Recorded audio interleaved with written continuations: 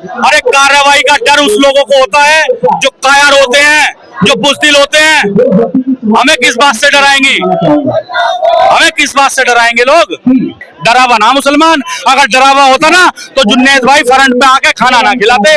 डरा हुआ तो मौलाना साहब नमाज ना पढ़ते हैं। डरा हुआ होता तो यहाँ लोग जो है ना यहाँ कैमरे खोल खोल के इसे भारत में न्यूज ना पहुंचाते। डरावा होता ना तो कफन बांध के लोग ना आते। या मुसलमान डरावा ना है, वो आके नु कह देते, नु कह क्या माँ को नु कह जी मुस्लिम खाना खिला रहे हैं। अरे मेरे देश के नौजवानों, जब देश के अंदर देश की आजादी हुई थी सबसे पहले मुसलमान खड़ा था, सबसे आगे मुसलमान खड़ा था, और आज भी सीने पे गोली खाने के लिए मुसलमान खड़ा है। और इस आंदोलन को तो एंटी नेशनल बताया जा रहा है। तो एंटी नेशनल तो ये खुद है भाई। वो एंटी नेशनल हमें कह रहे, लेकिन एक बात बताओ, जो एक मंच पे खड़ा होता तो एंटी नेशनल हम उन्हें करे, वो देश के गद्दार है। वो तो डबल एंटी नेशनल है, देश के गद्दार है। अरे देश बेच दिया, रेल बेच दी, पुलिस बेच दी, शासन बेच दिया, प्रशासन बेच दिया, हर एक चीज सिस्टम बेच दिया, शिक्षा में घोटाले पैदा कर दिए। और मीडिया जो चार स्तंभ मेरे दोस्त इस देश का स्तंभ मीडिया है। गोदी मीडिया, जिसको दलाल मीडिया कहते हैं, दिखावा मीडिया कहते हैं। इतने काम के फिर भी राष्ट्रवादी तो वही है। देखिए कौन वही जिनका नाम ले रहे हैं भैया, मेरी बात सुनो। अपने घर का राष्ट्रवादी तो सब हो, हम सब अपने अपने घर के राष्ट्रवादी सब हैं, हम सब अपने अपने घर के मुखिया हैं, हम सब अपने अपने घरों की दीवारों को हम जानते हैं किसको कैसा डिजाइन देना। लेकिन मेरी बात सुनो मेरे दोस्त, गली में आके चार आदमी है ना, घर के गली में आकर के ये नहीं कह सकते इस नाली का मुंह इधर को मोड़ दो। वहाँ पब्लिक आती है, जनता। बगैर एजुकेशन के देश का वजूद है नहीं, कुछ भी नहीं, कभी भी नहीं हो सकता। तो फिर सरकार इस बात को नहीं समझ नहीं, तो सरकार समझ रही है भैया। सरकार तो समझ रही है, लेकिन उनका तो नुकसान है ना। क्या नुकसान है भैया? उनका नुकसान है। जनता जाग जाएगी, पढ़े लिखे हो जाएंगे तो तुमसे मुंह तोड़ सवाल करेंगे, तुम पे जवाब नहीं दिए जाने के। तुम पता नहीं ना जाने कहाँ से आए हो लोग। तो क्या वो देश की प्रगति नहीं चाहते? नहीं चाहते। अगर चाहते तो ये रोड पे ना किसान, जवान, नौजवान, छात्र, हर आदमी रोड पे ना होता आज। थोड़े बहुत लोग चले जाएंगे। 15-16 दिन से क्यों नहीं गए भाई?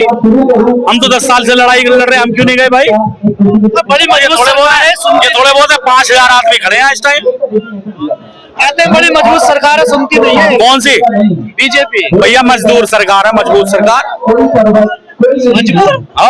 मजबूत सरकार है। मजबूत सरकार है कोई जिसके स्तंभ भी टूटे हुए, जिसका टेंट ही ढीला, फिर भी आप सड़कों पे बैठे। भैया मेरी बात सुनो, ये सड़कें जो मेरे देश की हैं, और हम कहीं भी बैठेंगे, और जमीन से जुड़े हुए लोग तो कहीं भी बैठ जाओ भैया।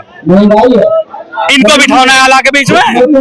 आपको कार्रवाई का डर नहीं लगा? किस बात की? मेरठ से भैया मेरी बात सुनो, करवा दो कार्रवाई। परमिशन दे रखी है? परमिशन नहीं, इसकी परमिशन दे रखी। मेरी बात सुनो, अरे कार्रवाई का डर उस लोगों को होता है जो कायर होते हैं, जो बुज़दिल होते हैं। हमें किस बात से डराएंगी? हमें किस बात से डराएंगे लोग? ये सरकार है किस बात से? हम नागरिक नहीं है देश के, हम देश के नागरिक नहीं है। कहते हैं मुसलमान तो डरा हुआ है। जी डरा हुआ 40% मुसलमान है, अभी 60% डरा हुआ। डरावा ना मुसलमान। अगर डरावा होता ना तो जुन्नैद भाई फ्रंट पे आके खाना ना खिलाते। डरा हुआ तो मौलाना साहब नमाज ना पढ़ते हैं। डरा हुआ होता तो यहाँ लोग जो है ना यहाँ कैमरे खोल खोल के इसे भारत में न्यूज ना पहुंचाते। डरावा होता ना तो कफन बांध के लोग ना आते। या मुसलमान डरावा ना है, मुसलमान डरता ना कभी भी। सब झूठी खबरें। मुसलमान डर रहा है, सीने पे गोली खाने वाला, पक्के पीठ पे गोली ना खाई एक भी मुसलमान ने। मुसलमान डरा है कि नहीं डरा है, लेकिन देश के लोग डरे हुए हैं इस सरकार से। देश के लोग डर रहे हैं। मुसलमान कहाँ डरेगा? डरे हुए तो सब हैं। वो डरे हुए हैं जिनको तो रोजी रोटी, कपड़ा, मकान चाहिए, वो सब डरे हुए हैं। जिनको शिक्षा चाहिए वो भी डरे हुए हैं। जो रोजगार चाहिए वो भी डरे हुए हैं। इसमें हिंदू मुसलमान कोई मायने ही नहीं रखता। क्या मुसलमान को ही रोटी चाहिए? हिंदू को नहीं चाहिए, सिख को नहीं चाहिए, ईसाई को नहीं चाहिए।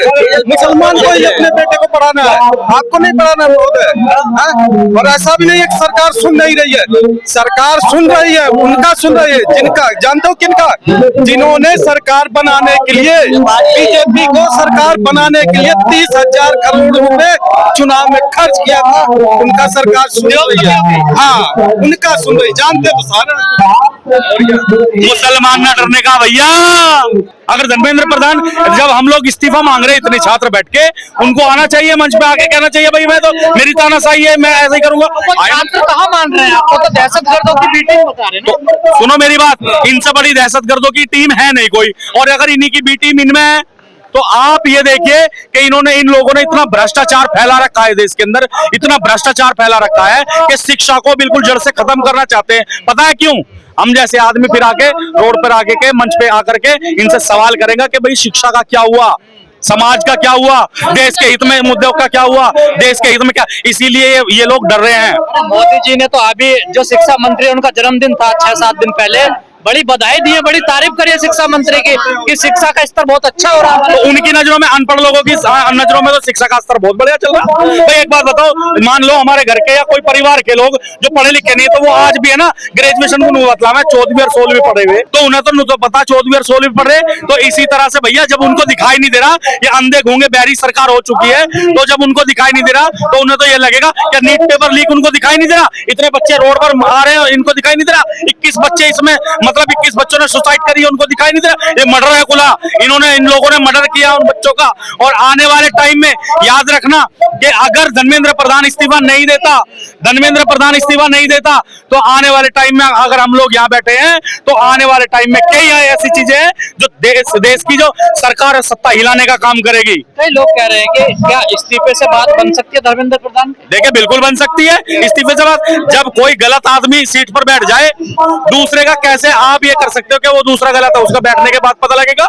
और दूसरी बात मैं कहना चाहूंगा, धर्मेंद्र प्रधान का इस्तीफा नहीं चाहिए, खाली इस्तीफे के साथ साथ ऐसा लोग चाहिए और सिस्टम के खिलाफ, सिस्टम को सुधारने वाले सिस्टम को सुधारने वाले लोग चाहिए। और दूसरी बात, ऐसी शर्तों में धर्मेंद्र प्रधान का इस्तीफा चाहिए ताकि देश के अंदर किसी दूसरे मंत्री की वो इतनी हिम्मत ना हो कि वो पेपर लीक कर सके या किसी देश के बच्चे का भविष्य खराब कर सके। वो तो कह रहे हैं इनका इलाज कर दिया जाएगा, जो जंतर मंतर पर वायरस बैठे हैं। तो आए ना, करे क्यों नहीं? 15-16 दिन हो गए भैया। एक बात बताओ, जब देश की आजादी के लिए क्या भगत सिंह पैदा हो सकता तो बिस्मिल्लाह खां आज पैदा क्यों नहीं हो सकता, या भगत सिंह पैदा क्यों नहीं हो सकते? भाई हुए हैं क्या भैया? आजादी की लड़ाई है ये, सीधी बात, आजादी की लड़ाई है। जब इन्होंने इतना देश को खोखला कर दिया है, हिंदू मुस्लिम में आपस में बांट दिया है, सारे काम भ्रष्टाचार के फैला दिए, शिक्षा बिल्कुल देश से खत्म करना चाहते हैं। चुनाव वन नेशन वन इलेक्शन जब देश के अंदर हो सकता है, तो 1 नेशन 1 इलेक्शन क्यों नहीं हो सकता मेरे दोस्त? आज देश के अंदर 1 लाख स्कूल बंद कर दिए गए हैं। 1 लाख स्कूल के अंदर 1,19,000 स्कूलों के अंदर अच्छे शौचालय और लाइट नहीं है मेरे दोस्त।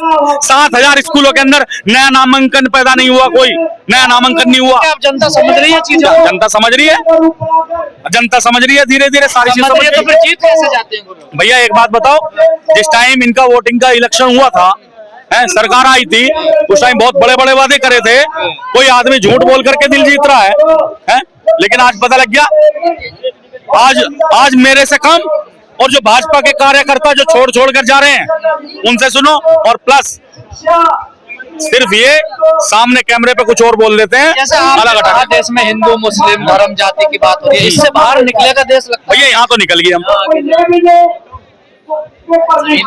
यहाँ तो निकल गए हम।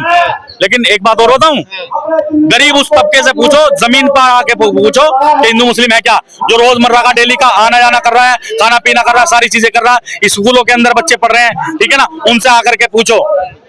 यहाँ आप ये देखो कि मोहम्मद जुन्नैद पूरी पब्लिक को खाना खिला रहा है, क्या ये मोहब्बत नहीं है? हमारे पंडित जी साथ में पानी पिला रहे हैं, वो क्या मोहब्बत नहीं है? इस मंच पे हिंदू मुसलमान सिख ईसाई जैन पारसी हर कम्युनिटी के लोग बैठे हैं, क्या वो इनमें मोहब्बत नहीं है? कौन फैला रहा है नफरत? छुट भैया, गिने चुने लोग, और सुनिए वो ऑल कम्युनिटी के अंदर होते हैं 2-4 आदमी, ठीक है। और दूसरी बात, ये सत्ता की हनक में बोलते हैं कि मेरा कुछ नहीं होगा।